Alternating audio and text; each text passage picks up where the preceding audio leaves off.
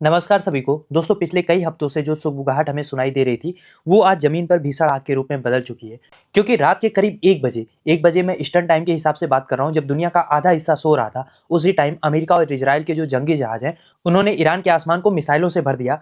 Trump ने इसे operation epic fury का नाम दिया है, जबकि इजराइल ने इसे ऑपरेशन रोरिंग लायन यानी कि दहाड़ता हुआ शेर कहा है। लेकिन दोस्तों, यहाँ पे मामला केवल बमबारी तक सीमित नहीं है, ये सीधे सीधे ईरान के रिजीम चेंज की एक कोशिश है। क्योंकि ट्रंप ने अपने संबोधन में साफ तौर पे कहा है कि ईरान के लोगों, तुम्हारी आज़ादी की घड़ी आ गई है। लेकिन सवाल यहाँ पे ये है कि क्या वाकई में ये आज़ादी की जंग है, या फिर एक ऐसे विनाश की शुरुआत है जो पूरे मिडल ईस्ट को अपने चपेट में ले लेगा।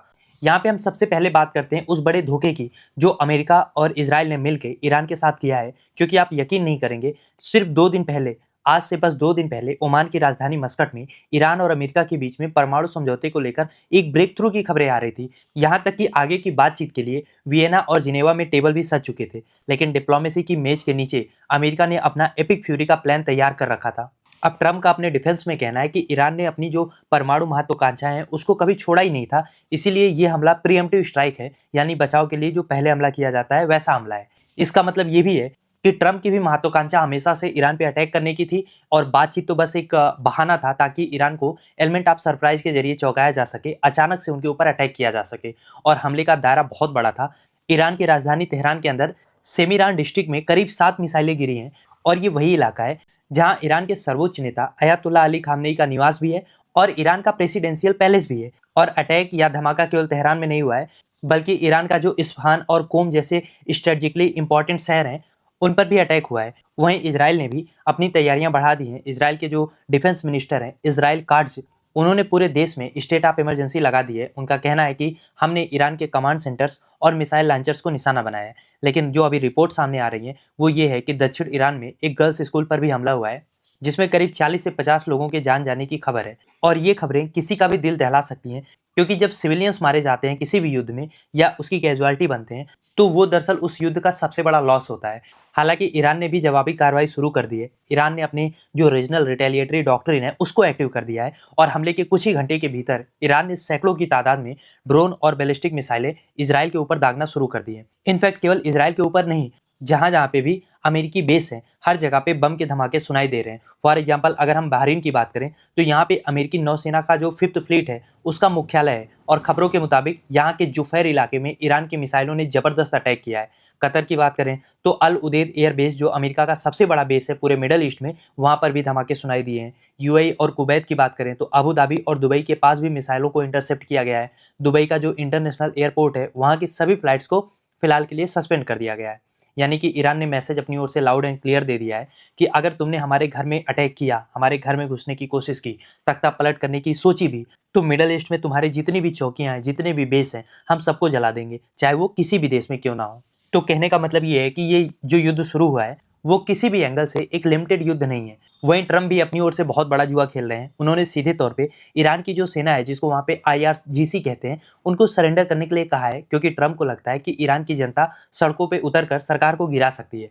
उन्होंने ईरान के लोगों को डायरेक्ट संबोधित किया है कि आप घरों में रहो, और जब हम काम खत्म कर देंगे तो आप अपनी सरकार पर कब्जा कर लेना। हालांकि ट्रम्प भले ऐसा बयान दे रहे हैं, पर रियलिस्टिकली ऐसा कुछ होगा ईरान में फिलहाल ऐसा माहौल नहीं दिख रहा है। क्योंकि इतिहास भी गवाह है कि जब जब भी किसी देश पर कोई विदेशी हमला होता है तो वहाँ की जनता अपनी सरकार के साथ खड़ी हो जाती है। अब देखना ये है कि क्या ट्रंप ने ईरान की जो नेशनल प्राइड है उसको कम करके आंका है, इसलिए वो इस तरीके का डायरेक्ट मैसेज ईरान के लोगों तक पहुंचा रहे हैं, या फिर उनके पास कोई ऐसी खुफिया जानकारी है, चाहे मोसाद से या CIA से, जो हमें नहीं पता है। हालांकि यहाँ पे जो सबसे बड़ा बदलाव देखने को मिला है इस युद्ध में, वो ये है कि जो अरब नेशन है वहाँ पे एक न्यूट्रलिटी देखने को मिली है। सऊदी अरब हो, जॉर्डन हो, UAE हो, ये देश खुले तौर पे कह रहे हैं कि हम अपनी ज़मीन को अमेरिका का लॉन्चिंग पैड नहीं बनने देंगे। जॉर्डन ने अपने एयर स्पेस को बंद कर दिया है। कतर ने साफ तौर पे कहा है कि उसकी ज़मीन का इस्तेमाल ईरान पर हमले के लिए नहीं होगा, और यही वजह है कि अमेरिका को अपना जो एयरक्राफ्ट है उसको समुद्र के बीच से ऑपरेट करना पड़ रहा है। और ऐसा लग रहा है कि मिडल ईस्ट के ये सारे देश समझ चुके हैं कि अगर ईरान पे अटैक होता है और ये आग फैलती है, पूरा मिडल ईस्ट इसके चपेट में आता है, तो इन देशों के अंदर जो ग्लोबल सिटीज है ना, चाहे दुबई हो या रियाद हो, ये सबसे पहले जलेंगे। इनकी इकोनॉमी से लेकर टूरिज्म सब कुछ खत्म हो जाएगा।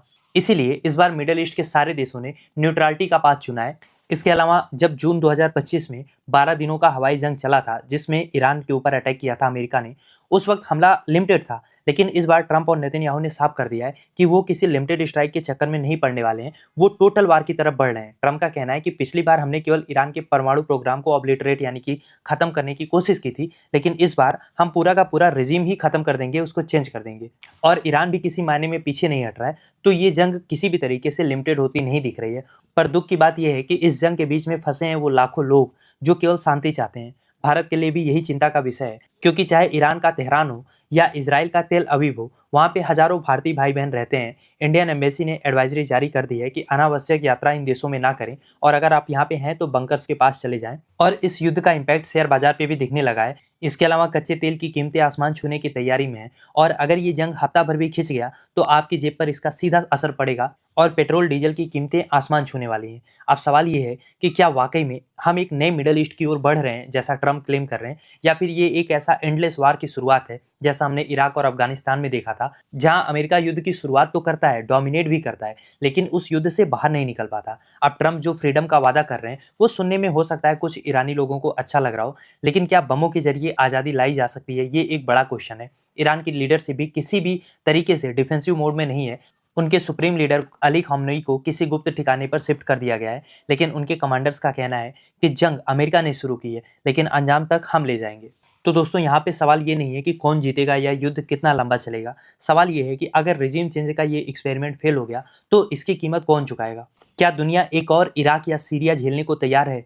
क्या सोचते हैं आप इस बारे में? लिखिए अपनी राय कमेंट बॉक्स में। और अगर अभी तक आपने चैनल को सब्सक्राइब नहीं किया तो प्लीज़ चैनल को सब्सक्राइब करिए, ताकि ऐसी और भी वीडियोज़ हम आपके लिए ला पाएँ।